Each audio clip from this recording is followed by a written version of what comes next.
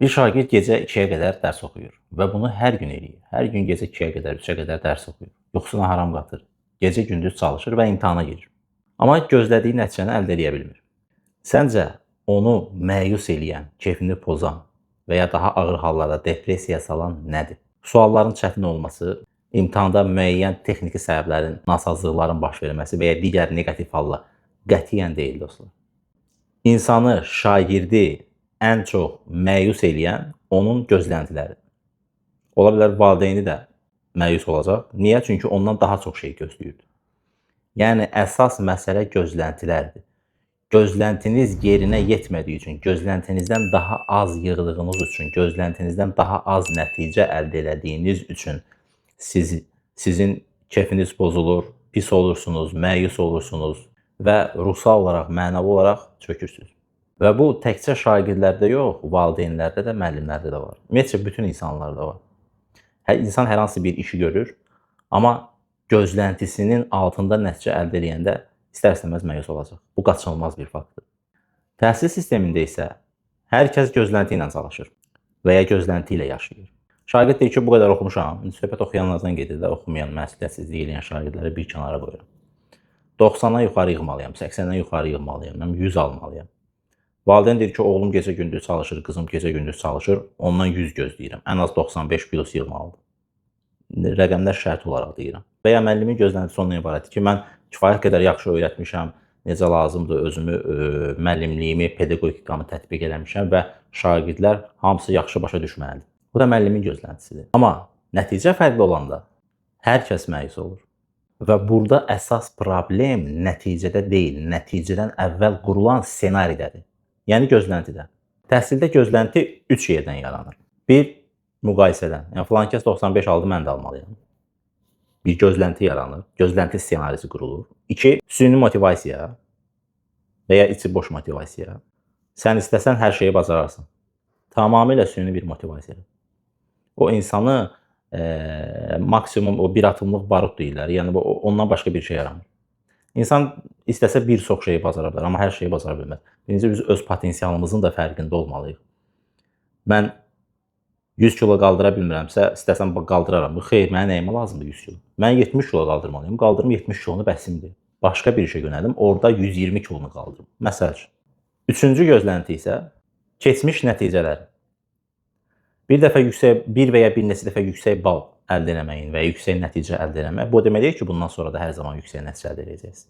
Yəni, keçmişdə baş verənlər gələcəyin göstəricisi və ya qarantiyası deyil. Yəni, burada belə bir şey deyim. Tutaq ki, bir şəxs şagird imtahana girib 700 bal yığıb və ya 680 bal yığıb, 650 bal yığıb. Həmin o 3 dənə şagird götürək, 650, 670 və 700 bal yığınlar. O şagirdləri bir aydan sonra yenə eyni imtahana sal. İnandırım sizə 700 bal yığan 670 yığacaq, 680 yığan 700 yığa bilər, 650 yığan 690 yığa bilər. Mütləq ki, oynayacaq. Yəni, demək istədiyim odur ki, sən bir imtahandan 700 yığmağın, 650 yığmağın, bu deməkdir ki, həmişə sən onu o qədər yüksək və ya o qədər yüksək nəticə əldə edəcəksən. Müəyyən dövrlərdə, müəyyən aylarda imtahan balların aşağı da qalxa bilər, yuxarı da düşə bilər. Orada yəni kompleks bir şeydir də, yəni bir çox amillərin təsiri var.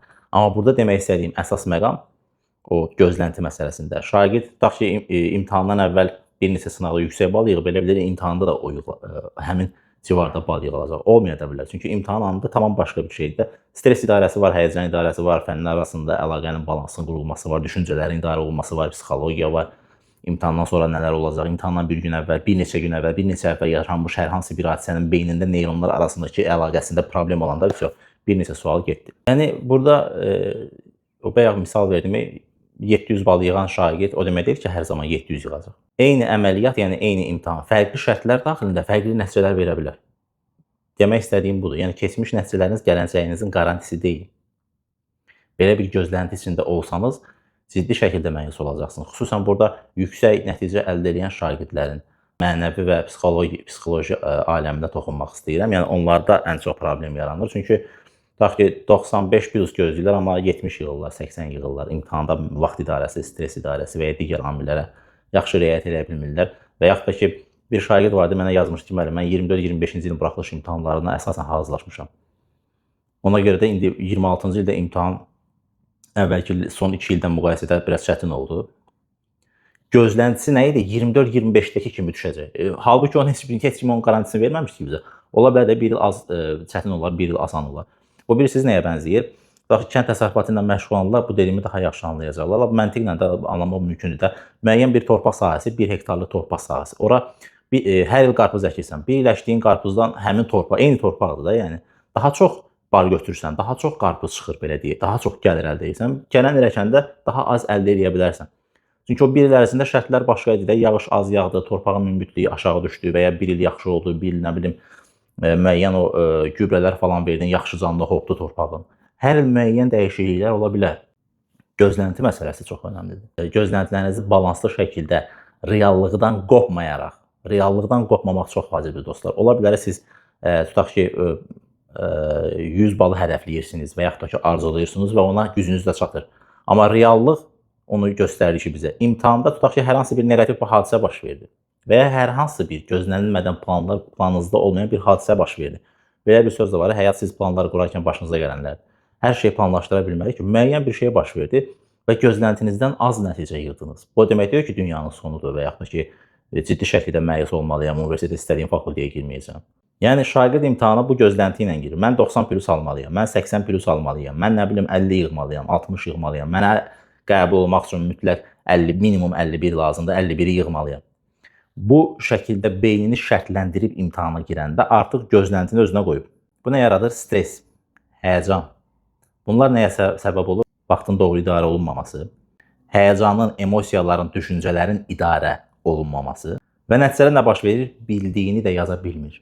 10 dənə bilirdi, amma 6 dənəsini yazır. 4 dənə də bilirdi, ancaq stresi, həyəcanı, beynin arxa fonunda gedən düşüncələr fərqində olduğun olmadı. Onların hər biri sənə təsir edəcək və gözləntindən daha az nəticə yığa bilərsən.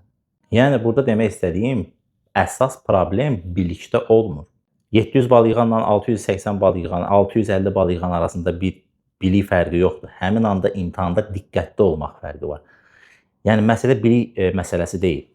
Psixoloji təzyiqin nə dərəcədə olmasıdır və ya olmamasıdır. Ən yaxşısı odur. Psixoloji və mənəvi təzyiqin, düşüncə təzyiqinin, emosional gərginliyin olmamasıdır. Burada demək istədiyim digər məqam isə ən təhlükəli gözlənti isə digər şəxslərdən gələn, başqasından gələn gözləntilərdir. Məsələn, valideyn deyir ki, sən bunu eləməlisən, bu qədər yığmalısan. Müəllim deyir ki, səndən bu qədər gözləyirəm. Nə bilim, dostu, çevrəsi, əmisi, dayısı, bibisi. İndi onlara girməyə ən çox valideynlər və müəllimləri də. Səndən gözləntim 90 plus, sən 100 yığmalısan. Yığmayanda da məsəl üçün danlayırlar falan. O bir şeydən asılı deyil axı. Yəni, bunu deyən şəxs də üstəgəl, yəni təhsil sahəsində çalışan biridirsə, yəni təhsil deyəndə təkcə söhbət bilikdən getmir ki, yəni biz tutaq ki, mən riyaziyyat müəllimiyəm. Mən şagirdlərə yalnız riyaziyyatı, həndəsəni, cəbri öyrətməli deyiləm. Əgər müəlliməmsə, repetitor deyiləmsə, məsələnin şagird psixologiyasını, pedagogikanı bilməliyəm və doğru şəkildə tətbiq eləməyi bacarmalıyam. Və mən mentor olmağa çalışıramsa, şəxsən mən mentor olmağa çalışıram. Yəni, şagirdə təkcə riyaziyyatı yox, birinci riyazi düşüncə tərzini, özünü, duyğularını, psixologiyasını, mənəvi aləmini idarə eləməyi, həyat yolunda doğru istiqaməti tapmağı, ona uyğun olan, baxın, valideynlərin bir çoxu bunu səhv edir. Valideynlər istəyir ki, bir çoxu çox təəssüflər olsun, bu istiqamətdə geçsin. Əsas məsələ valideynin əsas rolu, şagirdin, yəni övladının özünə uyğun doğru yolu tapmasına kömək eləməkdir. Ona uyğun doğru bir yol təyin eləmək deyil.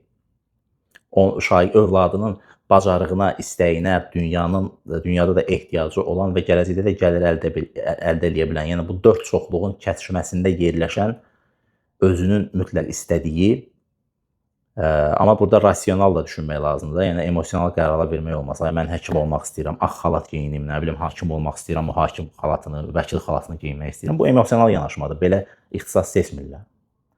Bilirsiniz də, insanın həyatında ən vacib 2 qərar var. Bir ixtisas seçimi, 2 yoldaş seçimi. İkisi də səndən ömrün axırına qədər gedəcək, əgər boşanmayacaqsınızsa.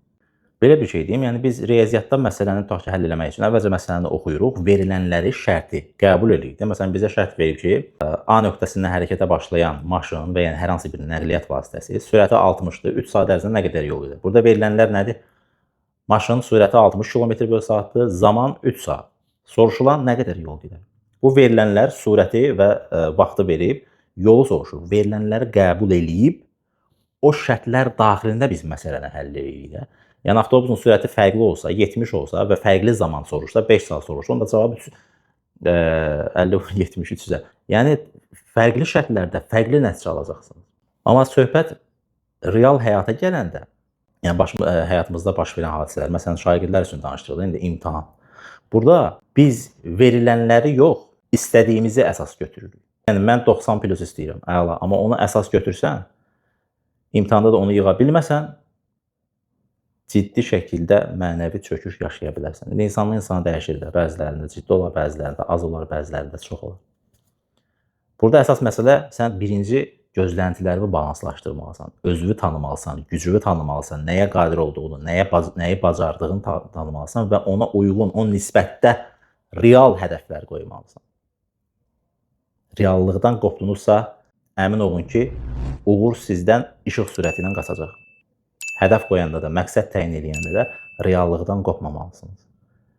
Və birinci növbədə özünüzü, hisslərinizi, duyğularınızı, xarakterinizi tanımalı və qəbul eləməlisiniz. Bir çox insan tanıyır, amma qəbul eləmir. Yox, mən belə deyil. Bilirəm, məndə var, amma inkar eləyir. Reallıqdan qopmamalısınız.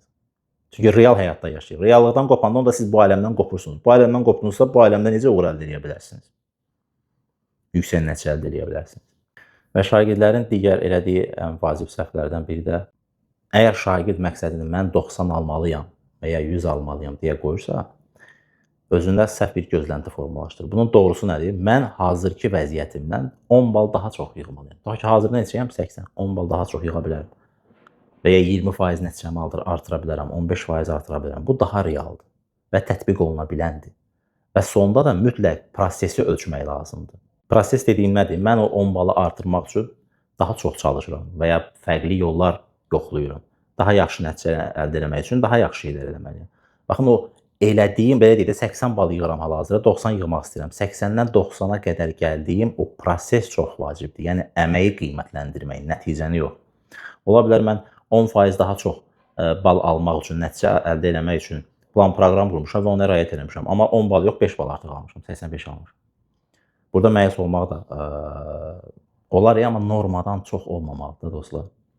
Amma əsas məsələ əməyi qiymətləndirməkdir. Mən özüm üçün təyin elədiyim qaydaya, daha doğrusu plan proqrama doğru şəkildə, vicdanlı şəkildə, dürüst, səmimi və məsuliyyətli şəkildə əməl elədim və mənim əməyim təqdirə layiqdir. Və burada valideyn yanaşması çox kritikdir. Valideynlər burada dəstəkləyici yanaşma, yəni davranış göstərməlidirlər. Təəssüflər olsun ki, bir çox valideynlərdə bu müşahidə olunmur. Demək istədiyim əsas məqamlar bunlar idi dostlar. Son olaraq çox vacib bir cümləni sizə deyim. Bunu Orxan müəllimin bir sözü kimi yadda saxlayın. Mütləq qulağınıza sırğı eləyin, bir yerə yazın. Telefonunuzun qeyd kitabçasına əgər istifadə edirsinizsə ki, eləmirsinizsə mütləq eləyin.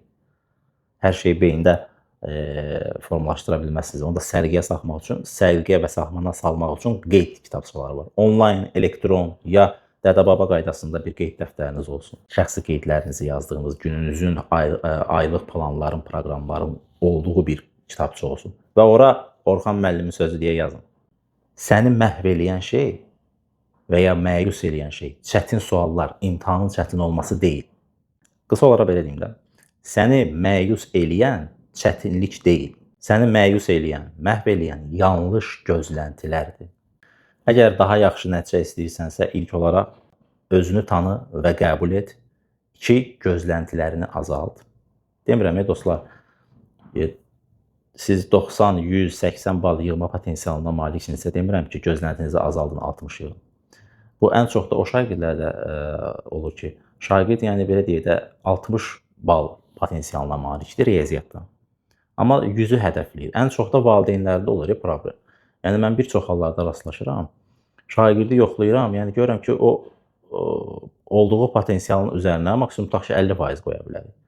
Yəni, ən yaxşı halda bu balı yığa bilər. Və adətən mən diaqnozlarımda özümü tərifləmək kimi çıxmasın, səhv eləmirəm. Aşağı-yuxarı, yəni, imtahanda neçə bal yığa biləcəyini 3 aşağı 5 yuxarı doğru təxmin edib və doğru diaqnoz qoya bilirim. Həkimlər kimi. Və valideyndən də gözləntisini bir çox hallarda da soruşuram. Valideyn deyir, mən 100 gözləyirəm. Heç olmasa 70-80 bir çox müəllimi yaralı yeridir. Yəni o heç olmasa 70-80, yəni 100 istəyən valideynlərdə əgər şagirdin doğrudan da var da elə şagirdlər ki, potensialı %100 də yığa bilər. Amma şagird var ki, onun potensialı maksimum 60-70-dir. Ondan 100 gözləmək nə dərəcədə doğrudur? Deməli, yekunlaşdırsaq, gözləntiləri azaldırıq, əməyimizi, prosesimizi çoxaldırıq və reallığı qəbul eləyirik. Reallıqdan qopmadan doğru plan, proqram, hədəf və məqsəd təyin edirik. Və heç vaxt unutmayın, uğur birdən-birə yox, yavaş-yavaş, addım-addım gələcək. Birdən-birə səhər oyanıb, tutaq ki, bir neçə il ciddi şəkildə oxudunuz, gecə-gündüz hazırlaşdınız. Bir gün yatıb, səhər oyanıb, siz yüksək nəticə əldə eləməyəcəksiniz. Bu arzunuz bir gün gecə yatıb, səhər durub reallaşmayacaq. Hissə-hissə, xırda-xırda reallaşacaq. Bunun fərqində olun və buna görə həyat proqramınızı, planınızı, hədəfinizi müəyyənləşdirin və nəticənin yavaş-yavaş gələcəyinin də fərqində olun. Bilin, birdən-birə heç nə olmayacaq. Son olaraq bunu demək istəyirəm ki, riyaziyyat da, həyat da eyni qayda ilə işləyir. Unutmayın, uğur təsadüf deyil, seçimdir. Uğuru seçin.